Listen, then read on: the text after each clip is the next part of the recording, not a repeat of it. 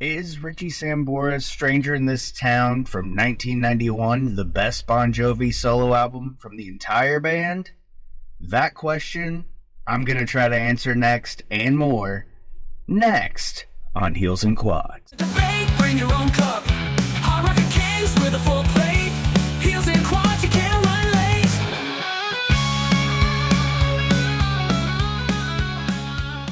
Welcome back, Heels and Quads Media here on YouTube. I'm Tommy, and I'm back after a bit of a delay. We did a live-ish show last week, so I decided I was going to wait another week before I put a video out, see if we could get some more views on that. It's done okay. I had every intention on starting my Bon Jovi ranking series yesterday. However, I got something in the mail that I'd pre-ordered that took a little longer to get because of where I got it from. And when I received it, I was like, you know what? I'm not going to start it just yet because I'm not including the Bon Jovi solo albums in my ranking. I wanted to do a video on this because this is an album I grew up with. I had it on cassette as a kid. I still have it on cassette somewhere. Don't know where it is. I remember seeing it at the CD long box at a flea market in East Stroudsburg, Pennsylvania. And I wish I would have picked that up then, but I didn't for whatever reason. And it was like $2 or something then. And it's probably not that now on eBay or wherever else you get it, Discogs. Got this on vinyl. I've been looking for it extensively on eBay and Discogs, which there are copies out there, but it's like, it's either, $100 record or more, or you gotta wait to get it shipped from Korea or somewhere else that you don't know if it's gonna be a legit copy or if that even really matters these days. It all depends on how it sounds, really, in all honesty, especially these older albums that I buy. Searching for it one day, and it came up, and I was like, okay, well, I have a repress of Cinderella Night Songs from Music on Vinyl, so it's legit-ish. I assume that the artists have something to do with it. No, I don't know if Richie Sambora has something to do with it, but the record label, anyways. I know, like, Skid Row's had reissues and stuff come out that they didn't approve of or whatever. They didn't have a part in it. $35, $36.99, whatever I paid for it, plus shipping. For this album, I would rather take a chance on it than not get it, and I'm glad I did because it seemed like it was taking forever. The planned release was July 5th. However, I ordered it through Experience Vinyl, and I emailed, and they emailed back almost instantly and said, we just haven't got it from Music on Vinyl yet. Should be in this week. Sure enough, the next day it shipped out. So, a little weird how that worked, but I mean, I guess it was just lucky timing. But I got here yesterday, so it took about technically a full week because it said it shipped on Wednesday and I got it on a Wednesday. So yeah, a full week, but it sat in Pennsylvania for like 4 days before it moved. But as soon as it moved, it went from Pennsylvania to Memphis, and then from Memphis up through Arkansas to me. But I'm glad I got it because I listened to it yesterday. It sounds good. I haven't listened to it enough to really like sit down and like pinpoint if there's any like things that I wish they would have done better on the pressing. And as we all know, vinyl these days it's all digital anyways. It's not really the analog unless you're paying for like the high dollar pressings of like the original studio masters and all that stuff. But anyway, so I'll show it, and then I'm going to talk a little bit about it, and then I'm going to break it down. We're going to try to decide if this is indeed the best Bon Jovi solo album from a member of Bon Jovi, not John Bon Jovi. There is a difference. I've went through that before. Music on Vinyl, cool hype sticker, and I'll finish up my story that I started it, though. Read it there. Music on Vinyl, Richie Sambora, Stranger in This Town, first studio album by Bon Jovi's band member and guitarist, includes the singles Ballad of Youth, One Light Burning, Stranger in This Town. All three of those got a video. Also releases a single Mr. Bluesman featuring the great Eric Clapton doing the guitar solo on that. Guest appearances by Tico Torres, David Bryan, and Eric Clapton. About the Music on Vinyl pressings. My copy of Cinderella, and I've seen this online from several people, and I'm not shitting on Music Vinyl music on vinyl at all. Just, it seems like it's hit and miss. My Night songs, there's a kind of a wonky, warbly sound on the first track, but then it kind of evens out and it's perfect.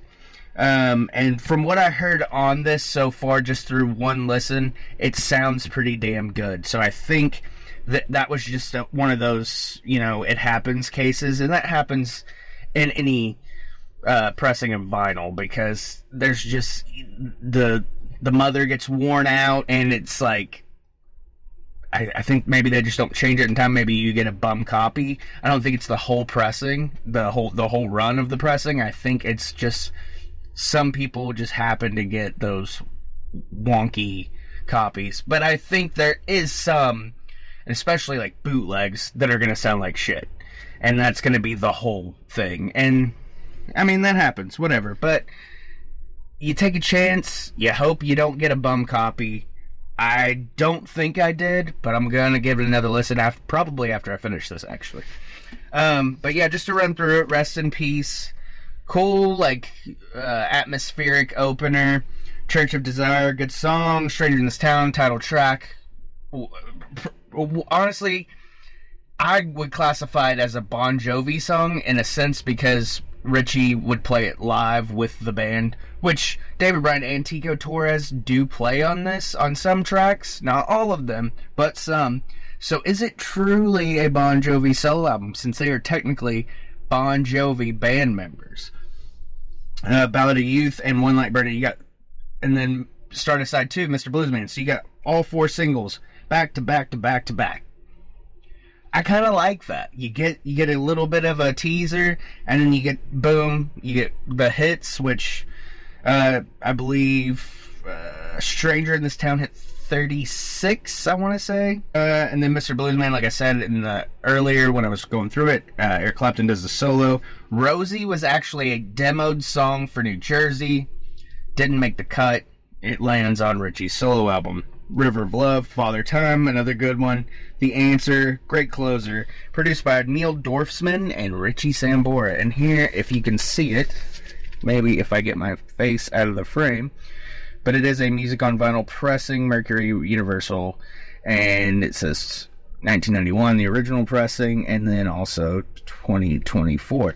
So, now I remember what I was going to say. Earlier, I'd mentioned when I emailed. Well, I got nervous, and this is why I emailed. I got nervous because I clicked on the link to see the product, and it took me to a page that said it wasn't available in my country. So I think Music on Vinyl is UK, if I remember correctly. And so then I was like, okay, well, maybe they got in some kind of trouble and couldn't send any more to the US. And I didn't want to dig or anything like that. I probably could have asked what the deal with that was, but since they were so nice and just said we haven't got them yet, there didn't seem to be an issue, so I didn't want to press my luck. Kind of shitty doing a video on a repressing of a record that I don't even know if people who watch this could get it if they wanted it.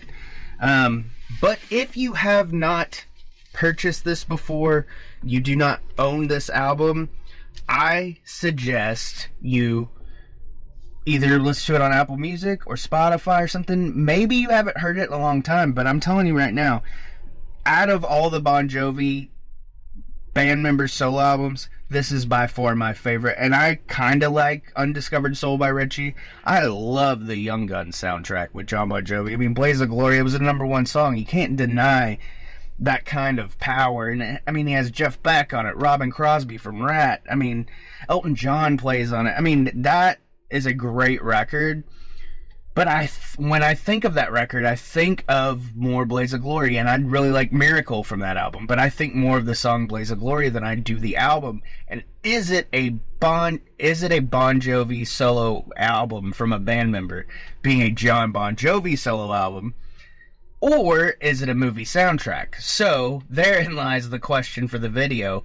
And before you comment, like this video, subscribe, tell me in the comments what the best Bon Jovi solo album is. Do you consider the Young Guns soundtrack a Bon Jovi band member solo album. Also, Destination Anywhere, John Bon Jovi. I like that. I think that's a criminally underrated album. But a lot of people don't like it. I get it. It is a little dated, but if you like older music, you're gonna like that dated sound. This record sounds like it could come out today. There are a couple of songs that kind of have like that Tracy Chapman vibe to it, because that was the time. That was the sound of like blues music in this time. Obviously Richie, a blues guitarist, Mr. Blues Man, and he even has the Stevie Ray Vaughan look with the hat and the Strat and all that. But yes, this is my favorite solo album from a Bon Jovi band member. And David Bryan has done great work as well. He released an album, and then also his musicals are fantastic. I got to see him do Memphis and Me from his musical Memphis, seeing them live in Memphis in 2012, something like that, I think. Maybe, 2011, yes. Tell your friends, tell your enemies, and I'll see you next time.